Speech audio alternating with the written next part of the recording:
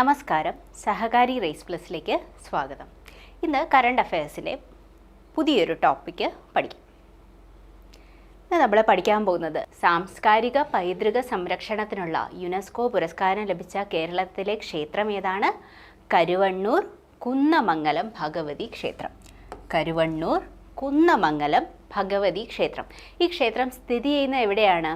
അത് കോഴിക്കോടാണ്. ഓക്കെ, കരുവണ്ണൂർ കുന്നമംഗലം ഭഗവതി ക്ഷേത്രം സ്ഥിതി ചെയ്യുന്ന എവിടെയാണ്? അത് നമ്മുടെ കോഴിക്കോടാണ്. ഓക്കെ, 1000-ലേറെ വർഷം പഴക്കമുള്ള ക്ഷേത്ര ശ്രീകോവിലിന് മുമ്പിലെ 16 കാൽ നമസ്കാര മണ്ഡപത്തിനാണ് പുരസ്കാരം. ഏതാണ്? 1000-ലേറെ വർഷം പഴക്കമുള്ള ക്ഷേത്ര ശ്രീകോവിലിൻ്റെ മുമ്പിലുള്ള 16 കാൽ 16 കാൽ നമസ്കാര മണ്ഡപത്തിനാണ് പുരസ്കാരം ലഭിച്ചിരിക്കുന്നത്. കരുവണ്ണൂർ കുന്നമംഗലം ഭഗവതി ക്ഷേത്രത്തിലുള്ള 1000-ലേറെ വർഷം പഴക്കമുള്ള ക്ഷേത്ര ശ്രീകോവിലിന് മുമ്പിലുള്ള 16 കാൽ നമസ്കാര മണ്ഡപത്തിനാണ് ഈ ഒരു പുരസ്കാരം ലഭിച്ചത്. ഈ ഒരു ശ്രീകോവിലിന് മുമ്പിലെ 16 കാൽ മണ്ഡപത്തിന് പറയുന്ന പേരെന്താണ്? കർണികാര മണ്ഡപം. അതറിയപ്പെടുന്നത് എങ്ങനെയാണേ? കർണികാര മണ്ഡപം.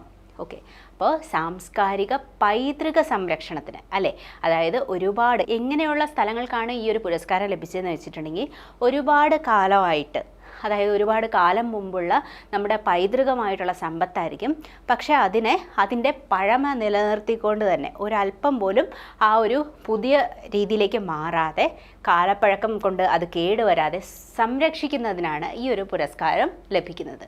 അപ്പോൾ 1000-ലേറെ വർഷം പഴക്കമുള്ള ക്ഷേത്ര ശ്രീകോവിലിന് മുമ്പിലെ 16 കാൽ നമസ്കാര മണ്ഡപം, അതിനറിയപ്പെടുന്ന എന്താണ്? കർണികാര മണ്ഡപം. കർണികാര മണ്ഡപം. ഇനി പരമ്പരാഗത വാസ്തുകലാ സംരക്ഷണത്തിന് കേരളത്തിൽ നിന്ന് ഈ ഒരു ലഭിക്കുന്ന 3ാമത്തെ യുനെസ്കോ പുരസ്കാരമാണിത്. ഓക്കെ, അപ്പോൾ ഇതിനു മുമ്പ് ആർക്കൊക്കെയാണ് പുരസ്കാരം ലഭിച്ചത്, അല്ലെങ്കിൽ ഏതൊക്കെ സ്ഥലങ്ങൾക്കാണ് കിട്ടിയത്? തൃശ്ശൂരിലെ വടക്കുംനാഥ ക്ഷേത്രം. ഓക്കെ, തൃശ്ശൂരിലെ വടക്കുംനാഥ ക്ഷേത്രത്തിലെ പുനരുദ്ധാരണ പ്രവർത്തനങ്ങൾക്ക് 2015-ലും ഗുരുവായൂർ ക്ഷേത്രത്തിലെ കൂത്തമ്പലത്തിൻ്റെ പുനരുദ്ധാരണത്തിന് 2020-ലും. ഓക്കെ, ഇതിനു മുമ്പ് ആദ്യമായിട്ടല്ല യുനെസ്കോ പുരസ്കാരം ഒരു ക്ഷേത്രത്തിലെ അല്ലെങ്കിൽ ഒരു പൈതൃക സമ്പത്തിന് ലഭിക്കുന്നത്. സാംസ്കാരിക പൈതൃക സംരക്ഷണത്തിനുള്ള യുനെസ്കോ പുരസ്കാരം ലഭിക്കുന്ന 3ാമത്തെ ക്ഷേത്രമാണ് കരുവണ്ണൂർ കുന്നമംഗലം ഭഗവതി ക്ഷേത്രം. ആദ്യത്തെ ഏതാടേ? അത് നമ്മുടെ തൃശ്ശൂർ വടക്കുംനാഥ ക്ഷേത്രത്തിലെ പുനരുദ്ധാരണ പ്രവർത്തനങ്ങൾക്കാണ് അല്ലേ. ഒന്നാമത്തെ ഏതാണ്? തൃശ്ശൂരിലെ വടക്കുംനാഥ ക്ഷേത്രം. 2015-ലാണ് ഇത് ലഭിച്ചിരിക്കുന്നത്. രണ്ടാമതായിട്ട് ലഭിച്ചത് ആർക്കാണ്? ഗുരുവായൂർ ക്ഷേത്രത്തിലെ കൂത്തമ്പലത്തിൻ്റെ പുനരുദ്ധാരണത്തിന് 2020-ല് യുനെസ്കോ പുരസ്കാരം ലഭിച്ചിട്ടുണ്ട്. മൂന്നാമതായി ലഭിച്ചത് ആരാണ്? അത് കരുവണ്ണൂർ കുന്നമംഗലം ഭഗവതി ക്ഷേത്രം. അവിടെയുള്ള 16 കാൽ മണ്ഡപം അറിയപ്പെടുന്നത് കർണികാര മണ്ഡപം. ഇനി അടുത്തത് 500 ക്ലബിൽ അശ്വിൻ. ഓക്കെ, എന്താടേ? ടെസ്റ്റ് ക്രിക്കറ്റിൽ 500 വിക്കറ്റ് തികയ്ക്കുന്ന 2ാമത്തെ താരമെന്ന നേട്ടം നേടിയതാരാണ്? രവിചന്ദ്രൻ അശ്വിൻ. ഓക്കെ, രവിചന്ദ്രൻ അശ്വിൻ എവിടെ വെച്ചാണ് നേടിയത്? രാജ്കോട്ട് ടെസ്റ്റിൽ. ഇംഗ്ലീഷ് താരം സാക് ക്രൗളി. ഓക്കെ, സാക് ക്രൗളിയുടെ ആ ഒരു വിക്കറ്റ് നേടിയിട്ടാണ് അശ്വിൻ തൻ്റെ 500ാമത്തെ വിക്കറ്റ് നേട്ടം തികച്ചത്. ഇനി അതേപോലെ തന്നെ 500 വിക്കറ്റ് തികയ്ക്കുന്ന 2ാമത്തെ വേഗമേറിയ താരവും കൂടിയാണ് അശ്വിൻ. 98 ടെസ്റ്റിൽ നിന്നാണ് അശ്വിൻ ഈ ഒരു പുരസ്കാരം ലഭിച്ചത്. ടെസ്റ്റ് ക്രിക്കറ്റിൽ ഏറ്റവും അധികം വിക്കറ്റ് നേടുന്ന സജീവ ക്രിക്കറ്റ് താരങ്ങളിൽ ഒരാളാണ്. സജീവ ക്രിക്കറ്റ് താരം എന്ന് പറഞ്ഞാൽ എന്താണ്? ഇപ്പോഴും കളിച്ചുകൊണ്ടിരിക്കുന്ന ആൾക്കാരിൽ ഏറ്റവും കൂടുതൽ വിക്കറ്റ് നേടുന്ന ഒരാളും കൂടിയാണ് ആരുടെ? രവിചന്ദ്ര അശ്വിൻ. അപ്പോൾ ഇനി ഇതിനു മുമ്പ് അപ്പോൾ 500 വിക്കറ്റ് തികച്ച 2ാമത്തെ ആളാണ് ടെസ്റ്റ് ക്രിക്കറ്റിൽ അശ്വിൻ എന്ന് ഞാൻ പറഞ്ഞു. അപ്പോൾ 1ാമത്തെ ആൾ ആരാണ്? 132 ടെസ്റ്റിൽ നിന്ന് 619 വിക്കറ്റ് നേടിയ അനിൽ കുംബ്ലെ. ഇന്ത്യയുടെ തന്നെ അനിൽ കുംബ്ലെയാണ് 500 ടെസ്റ്റ് വിക്കറ്റുകൾ തികച്ച ആദ്യ ഇന്ത്യൻ താരം. അപ്പോൾ ഇതിൽ നമ്മൾ മെയിനായിട്ട് പഠിക്കേണ്ട 2 കാര്യങ്ങളാണ് അല്ലേ.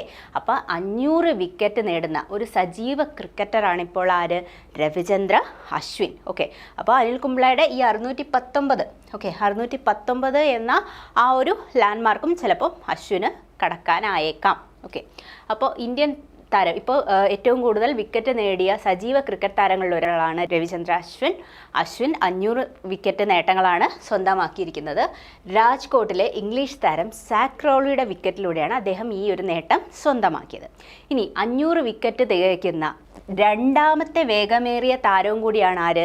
അശ്വിൻ. 98 ടെസ്റ്റിൽ നിന്നാണ് അദ്ദേഹം 500 വിക്കറ്റുകൾ നേടുന്നത്.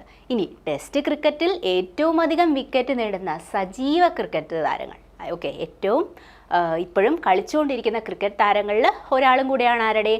രവിചന്ദ്ര അശ്വിൻ. ഇനി 132 ടെസ്റ്റിൽ നിന്ന് 619 വിക്കറ്റ് നേടിയിട്ടാണ് അനിൽ കുംബ്ലെ 500 ടെസ്റ്റ് വിക്കറ്റുകൾ തികച്ചത്. ഓക്കെ, ഈ 132 ടെസ്റ്റിൽ നിന്ന് 619 വിക്കറ്റ് നേടിയ അനിൽ കുംബ്ലെ ആരാണ്? ആദ്യം 500 വിക്കറ്റ് തികച്ച ആളാണ്. ഓക്കെ, അപ്പോൾ 500 ക്ലബ്ബിൽ അശ്വിൻ, ആദ്യം നേടിയത് അനിൽ കുംബ്ലെ. രണ്ടാമതാരാണ്? ഇപ്പോൾ അശ്വിനാണ്.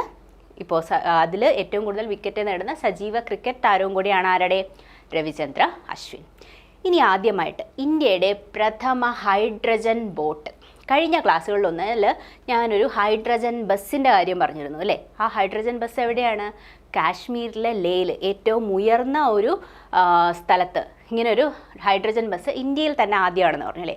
അതുപോലെ തന്നെ ഇന്ത്യയുടെ പ്രഥമ ഹൈഡ്രജൻ ബോട്ട്, ഓക്കെ, പ്രധാനമന്ത്രി നരേന്ദ്രമോദി തമിഴ്നാട് തൂത്തുക്കുടിയിലാണ്. ഓക്കെ, ഈ ഹൈഡ്രജൻ ഇന്ധനമായിട്ട് ഉപയോഗിക്കുന്നതിൻ്റെ പ്രത്യേകത എന്താണ്? വളരെ എഫക്റ്റീവായിട്ടുള്ളൊരു ഇന്ധനമാണ്. പെട്ടെന്ന് കത്തുന്ന വാതകം എന്നുള്ളൊരു ഡിഫൻസ് ഒഴിച്ചു നിർത്തിക്കഴിഞ്ഞാൽ വളരെയധികം എന്താണ്, ചിലവ് കുറഞ്ഞൊരു ഇന്ധനം കൂടിയാണ് അല്ലേ ഹൈഡ്രജൻ. അതുകൊണ്ടാണ് ഹൈഡ്രജൻ ബസ്, ഹൈഡ്രജൻ ബോട്ട് ഇതെല്ലാം വരുമ്പോഴത്തേക്കും അതൊരു വാർത്തയാവുന്നത്. ഓക്കെ, അപ്പോൾ വളരെ എഫിഷ്യൻസി കൂടിയ ഒരു ഇന്ധനമാണ് ഹൈഡ്രജൻ എന്ന് പറയുന്നത്. അപ്പോൾ നമ്മുടെ ഇന്ത്യയുടെ പ്രഥമ ഹൈഡ്രജൻ ബോട്ട് എവിടെയാണ് പുതുതായിട്ട് ഫ്ലാഗ് ഓഫ് ചെയ്തിരിക്കുന്നത്? നമ്മുടെ നരേന്ദ്രമോദി തമിഴ്നാട് തൂത്തുക്കുടിയിൽ നിന്ന് ബോട്ട് ഓൺലൈനായിട്ടാണ് ഫ്ലാഗ് ഓഫ് ചെയ്തത്. വന്നിട്ടല്ല, ഓൺലൈനായിട്ട് ഫ്ലാഗ് ഓഫ് ചെയ്തു. അപ്പോൾ ഏത് സ്ഥലത്താണ് ഇന്ത്യയുടെ പ്രഥമ ഹൈഡ്രജൻ ബോട്ട് എന്ന ക്വസ്റ്റ്യൻ ഓർത്തിരിക്കുക. തമിഴ്നാട് തൂത്തുക്കുടിയിലാണ്. ഫ്ലാഗ് ഓഫ് ചെയ്തത് ആരാണ്? നമ്മുടെ പ്രധാനമന്ത്രിയാണ്. ഇത് നിർമ്മിച്ചത് ആരാടെ? നമ്മുടെ കേരളത്തിൽ നമ്മുടെ കൊച്ചിൻ ഷിപ്പ്യാർഡാണ്. ഓക്കെ, കൊച്ചിൻ ഷിപ്പ്യാർഡ് നിർമ്മിച്ചതാണ് hydrogen fuel cell boat. Okay, hydrogen fuel cell boat നിർമ്മിച്ചത് ആരാടെ? കൊച്ചിൻ ഷിപ്പ്യാർഡ്. ഈ ഒരു അതായത് പുതിയ നൗകകൾ അല്ലെങ്കിൽ എനർജി എഫിഷ്യൻ്റ് ആയിട്ടുള്ള പുതിയ ബോട്ടുകൾ നിർമ്മിക്കുന്ന നമ്മുടെ പദ്ധതിയാണ് എന്ത്? ഹരിത നൗക പദ്ധതി. ഓക്കെ, ഹരിത നൗക. ഇപ്പം നമുക്കറിയാം ഗ്രീൻ എനർജി അല്ലെങ്കിൽ ഗ്രീൻ എൻവയോൺമെൻറ്റ്, ഗ്രീൻ എനർജി എന്നൊക്കെ പറഞ്ഞാൽ എന്താടേ? അതായത് പ്രകൃതിക്ക് ആഘാതമാകാത്ത, നമുക്കറിയാം ഇപ്പോൾ പെട്രോളിയം, കൽക്കരി ഇങ്ങനെയുള്ള നമ്മുടെ പരമ്പരാഗതമായിട്ടുള്ള ആ ഒരു ഇന്ധനങ്ങൾ നമ്മുടെ എൻവയോൺമെൻറ്റിന് ഒരുപാട് ദോഷങ്ങൾ ഉണ്ടാക്കുന്നുണ്ട് അല്ലേ? അപ്പോൾ ഗ്രീൻ എനർജി എന്ന് പറഞ്ഞാൽ എന്താണ്? ഗ്രീൻ എനർജി നമ്മുടെ എൻവയോൺമെൻറ്റിന് അല്ലെങ്കിൽ ഭൂമിക്ക് ആഘാതം വരുത്താത്ത ഗ്രീൻ എനർജി അല്ലേ? അപ്പോൾ നമ്മുടെ ഹൈഡ്രജൻ ഫ്യൂവൽ സെൽ ബോട്ടാണ് അല്ലേ ഹരിത നൗക. അപ്പോൾ നമ്മുടെ ഗ്രീൻ എനർജിയുടെ ഭാഗമായിട്ട് നിർമ്മിച്ച അല്ലെങ്കിൽ ഗ്രീൻ എനർജി എന്ന് പറയുന്നത് എന്താണ്? നമ്മളുടെ പരിസ്ഥിതിക്ക് ആഘാതമാകാത്ത ഇന്ധനങ്ങൾ. നമുക്കറിയാം പെട്രോളിയം ഉൽപ്പന്നങ്ങളിൽ നിന്നുണ്ടാകുന്നത് നമ്മുടെ കാർബൺ എമിഷന് കാരണമാവുകയും അത് നമ്മുടെ എന്താണ് ഓസോൺ പാളിക്ക് വരെ വിള്ളലുണ്ടാക്കുകയും ആഗോള താപനത്തിന് കാരണമാവുകയും ഒക്കെ ചെയ്യുന്നുണ്ട് അല്ലേ? അപ്പോൾ ഗ്രീൻ എനർജിയുടെ പ്രത്യേകത എന്താണ്? ഗ്രീൻ എനർജി കാരണം ഒരു തരത്തിലുള്ള പൊല്യൂഷൻസും ഉണ്ടാവുന്നില്ല, കാർബൺ എമിഷൻ ഉണ്ടാവുന്നില്ല അല്ലേ? അപ്പോൾ അങ്ങനെയുള്ള ആ ഒരു ഹരിത നൗക പദ്ധതി, ഗ്രീൻ എനർജി കൊണ്ട് നിർമ്മിക്കുന്ന ബോട്ടുകൾ നിർമ്മിക്കണം എന്ന ഒരു പദ്ധതിയാണ് ഹരിത നൗക പദ്ധതി. ഓക്കെ, ഹരിത നൗക പദ്ധതി. ആ ഹരിത നൗക പദ്ധതിയുടെ ഭാഗമായിട്ടാണ് ഈ ഒരു ബോട്ട് നിർമ്മിച്ചിരിക്കുന്നത്. ഇനി ഉത്തർപ്രദേശിലെ വാരണാസിയിലാണ് ഹൈഡ്രജൻ ബോട്ട് പ്രഥമ സർവീസ് നടത്തുക. ഓക്കെ, ഇത് ഫ്ലാഗ് ഓഫ് ചെയ്തത് എവിടെയാണേ? തമിഴ്നാട് തൂത്തുക്കുടിയിലാണ്. ഓക്കെ, അത് മാറിപ്പോവരുത്. നിർമ്മിച്ചതാരാണ്? കൊച്ചിൻ ഷിപ്പ്യാർഡാണ്. ഓക്കെ, കൊച്ചിൻ ഷിപ്പ്യാർഡാണ്. എന്നാൽ ആദ്യമായിട്ട് ഉത്തർപ്രദേശിലെ വാരണാസിയിലാണ് ഹൈഡ്രജൻ ബോട്ട് ആദ്യമായിട്ടുള്ള സർവീസ് നടത്തുക. ഓക്കെ, അപ്പോൾ ഇന്ത്യയുടെ പ്രഥമ ഹൈഡ്രജൻ ബോട്ട് എവിടെ നിന്നാണ് പ്രധാനമന്ത്രി ഉദ്ഘാടനം ചെയ്തത്? തൂത്തുക്കുടിയിൽ നിന്ന് അല്ലേ? കൊച്ചിൻ ഷിപ്പ്യാർഡ് നിർമ്മിച്ചതാണ്. ഹരിത നൗക പദ്ധതിയുടെ ഭാഗമായിട്ടാണ് നമ്മുടെ ഹൈഡ്രജൻ ഫ്യൂവൽ സെല്ല് ബോട്ട് നിർമ്മിച്ചിരിക്കുന്നത്. ഉത്തർപ്രദേശിലെ വാരണാസിയിലാണ് ഹൈഡ്രജൻ ബോട്ട് പ്രഥമ സർവീസ് നടത്തുക. ഇനി ഏത് മലയാള കവിയുടെ വിയോഗമാണ് 2024 ജനുവരി 16 100 വർഷം തികഞ്ഞത്? വളരെ ഇമ്പോർട്ടൻ്റ് ആണ് അല്ലേ? കുമാരനാശാൻ്റെ കവിതകൾ വരെ ഓരോ 100 കൊല്ലം കഴിയുമ്പോഴും അല്ലെങ്കിൽ 50 വർഷം കഴിയുമ്പോഴും ഒക്കെ PSC ചോദിക്കാറുണ്ട് അല്ലേ? അതിൻ്റെ ആ ഒരു ഇയർ ബേസിൽ ചോദിക്കാറുണ്ട്. അപ്പോൾ എന്താണ്, അദ്ദേഹം മരിച്ചിട്ട് ഇപ്പോൾ 2024 ജനുവരി 16 100 വർഷം തികയാണ്. അദ്ദേഹത്തിൻ്റെ പേരെന്താണ്? കുമാരനാശാൻ ഇല്ലേ? ആലപ്പുഴ ജില്ലയിലെ തൃക്കുന്നപ്പുഴ പല്ലനയാറ്, ഓക്കെ, ഏതാണ്? പല്ലനയാറിലാണ് 1924 ജനുവരി 16 റെഡ്ഡിമർ ബോട്ട് അപകടം. ഇതെല്ലാം ചോദിച്ചിട്ടുണ്ട് അല്ലേ? റെഡ്ഡിമർ ബോട്ട് അപകടത്തിൽ മഹാകവി 50ാമത്തെ വയസ്സിലാണ് അന്തരിച്ചത്. ഓക്കെ, 50ാമത്തെ വയസ്സിൽ അന്തരിച്ച നമ്മുടെ മലയാള കവിയാണ് കുമാരനാശാൻ. ഇതിൻ്റെ പിന്നിലും ഒരുപാട് ദുരൂഹമായിട്ടുള്ള കഥകളും ഒക്കെ പ്രചരിക്കുന്നുണ്ടെങ്കിലും നമുക്കറിയില്ല ഇല്ലേ? അദ്ദേഹത്തിനെയും കൊന്നതാണ് എന്നൊക്കെ പറയുന്നുണ്ട് അല്ലേ? അപ്പോൾ ആലപ്പുഴ ജില്ലയിലെ തൃക്കുന്നപ്പുഴ പല്ലനയാറ്, ഓക്കെ, ആ പുഴയുടെ പേരോർത്ത് വെച്ചോളാം. തൃക്കുന്നപ്പുഴ പല്ലനയാറിൽ 1924 ജനുവരി 16 റെഡിമർ ബോട്ട് അപകടത്തിൽ നമ്മുടെ മഹാകവിയായിട്ടുള്ള കുമാരനാശാൻ മരണപ്പെടുന്നത്. 50ാമത്തെ വയസ്സിലായിരുന്നു. 1873 ഏപ്രിൽ 12 തിരുവനന്തപുരത്ത് കായിക്കരയിലാണ് അദ്ദേഹം ജനിച്ചത്. ഇതെല്ലാം റിനൈസൻസ്, നവോത്ഥാനം എന്ന് പറഞ്ഞ പാട്ടിൽ ഇഷ്ടമാതിരി തവണ ചോദിച്ചിട്ടുള്ള ക്വസ്റ്റ്യൻസ് ആണ് അല്ലേ? 1873 ഏപ്രിൽ 12 കുമാരനാശാൻ ജനിച്ച സ്ഥലം ഏതാടെ? അത് തിരുവനന്തപുരത്ത് കായിക്കര. എവിടെയാണ്? കായിക്കരയിലായിരുന്നു അദ്ദേഹത്തിൻ്റെ ജനനം. മഹാകവി എന്ന ഒരു പട്ടം മാത്രമല്ല, അതിനു പുറമെ സാമൂഹിക പ്രവർത്തകനായിരുന്നു, പത്രാധിപരായിരുന്നു ഇല്ലേ? അദ്ദേഹം ഒരുപാട് സോഷ്യൽ ആക്ടിവിസം ചെയ്തിരുന്ന ഒരു ആളായിരുന്നു. ഇനി നമ്മുടെ കുമാരനാശാൻ്റെ കൂടെ എത്ര പേർക്കാണ്? 24 പേർക്കാണ് അന്നത്തെ ബോട്ട് അപകടത്തിൽ, കുമാരനാശാൻ ഉൾപ്പെടെ ആകെ 24 പേർക്കാണ് അന്നത്തെ ബോട്ട് അപകടത്തിൽ ജീവൻ നഷ്ടപ്പെട്ടത്. അപ്പോൾ 2024 ജനുവരി 16 100ാം മരണവാർഷികം ആഘോഷിക്കുന്ന ആരുടെയാണ്? കുമാരനാശാൻ്റെയാണ്. ആലപ്പുഴ ജില്ലയിലെ തൃക്കുന്നപ്പുഴ പല്ലനയാറ്റിലാണ് റെഡിമർ ബോട്ട് അപകടത്തിൽ വെച്ചിട്ട് നമ്മുടെ കുമാരനാശാൻ അന്തരിക്കുന്നത്. 1873 ഏപ്രിൽ 12 തിരുവനന്തപുരം കായിക്കരയിൽ അദ്ദേഹത്തിൻ്റെ ജനനം. മഹാകവി എന്നതിന് പുറമെ സാമൂഹിക പ്രവർത്തകൻ, പ്രഭാഷകൻ എന്നുള്ള ആ ഒരു നിയമസഭാ സാമാജികൻ, പത്രാധിപർ, ഇങ്ങനെ ഒരുപാട് മേഖലകളിൽ വർക്ക് ചെയ്തിട്ടുള്ള ഒരാളാണ് ആര്? നമ്മുടെ കുമാരനാശാൻ. ആശാന് കൂടാതെ 24 പേർക്കും ഈ റെഡിമർ ബോട്ട് അപകടത്തിൽ മരണം സംഭവിച്ചിട്ടുണ്ട്. ഈ 100ാം വാർഷികം ആഘോഷിക്കുന്നതുകൊണ്ട് തന്നെ കുമാരനാശാൻ്റെ കവിതകൾ എല്ലാം നമ്മളിനിയും പഠിച്ചു വെച്ചിരിക്കണം. ഓക്കെ, നമുക്ക് മറ്റൊരു ക്ലാസ്സിൽ അതിനെപ്പറ്റി ഡീറ്റെയിൽ ആയിട്ട് പഠിക്കാം. ഇപ്പോൾ കുമാരനാശാൻ്റെ മരണവാർഷികം അതിനെപ്പറ്റി പഠിക്കുക, റെഡിമർ ബോട്ട് അപകടം ഇതിനെപ്പറ്റി മനസ്സിലാക്കിയിരിക്കും. ഓക്കെ, ഇനി ഫ്രാൻസിൻ്റെ പുതിയ പ്രധാനമന്ത്രി ആരാണ്? Gabriel Attal. ഓക്കെ, ആരാണ്? Gabriel Attal. ഓക്കെ, ഫ്രാൻസിൻ്റെ പുതിയ പ്രധാനമന്ത്രി ആരാണ്? ഗബ്രിയേൽ അത്താൽ. അപ്പോൾ ഇമ്മാനുവൽ മാക്രോൺ നമ്മുടെ റിപ്പബ്ലിക് ഡേയുടെ അന്ന് വന്ന് വിശിഷ്ടാതിഥിയായിരുന്നു എന്ന് നമ്മൾ പറഞ്ഞില്ലേ, അതാരാണ്? പ്രസിഡൻ്റ് ആണ് കേട്ടോ, മാറിപ്പോയത്. ഫ്രാൻസിൻ്റെ പുതിയ പ്രധാനമന്ത്രിയായിട്ട് തിരഞ്ഞെടുക്കപ്പെട്ട ആരാണ്? അത് ഗബ്രിയേൽ. ഓക്കെ, നമ്മുടെ ക്രിസ്ത്യൻ മതവിഭാഗത്തിൽപ്പെട്ട ഗബ്രിയേൽ മാലാഖയാണ് ഇപ്പോൾ ഫ്രാൻസിൻ്റെ പ്രധാനമന്ത്രി എന്നൊക്കെ ആലോചിച്ച് വെക്കുക അല്ലേ? അപ്പോൾ ഗബ്രിയേൽ അട്ടാലാണ് അല്ലെങ്കിൽ അത്താലാണ് ഫ്രാൻസിൻ്റെ പുതിയ പ്രധാനമന്ത്രി.